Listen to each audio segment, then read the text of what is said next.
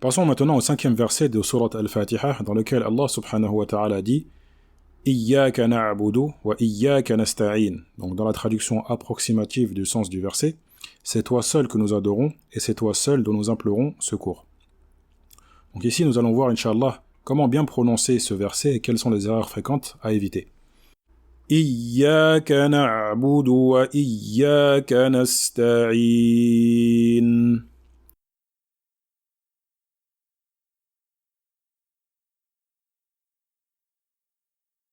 Très bien.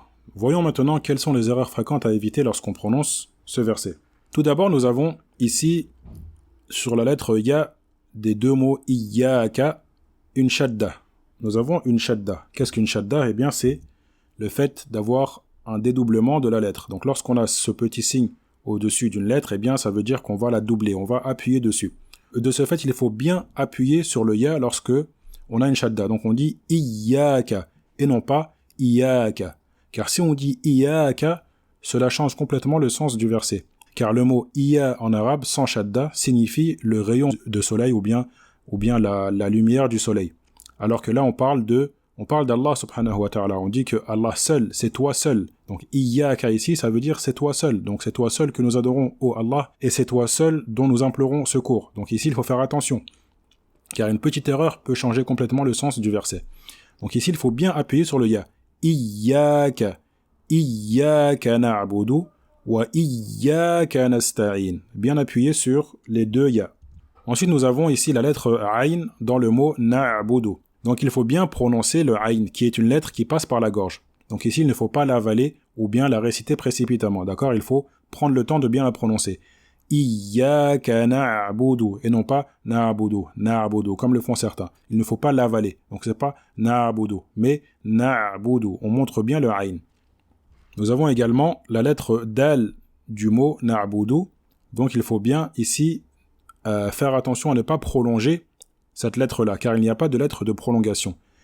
Et cela est une erreur qui arrive souvent, donc certaines personnes vont prolonger le dal. Donc ils vont dire na'budu, Iyyaka na'budu wa iyya. D'accord? Donc ici, même s'il est demandé, lorsqu'on récite le Coran, de prendre son temps, de bien prononcer chaque lettre, ce n'est pas pour autant qu'il faut allonger des lettres qui n'ont pas lieu d'être allongées. Donc ici, on dit Iyyaka na'budu wa Iyyaka na'budu wa iyyaka. Et non pas wa Iyyaka na'budu wa iyyaka.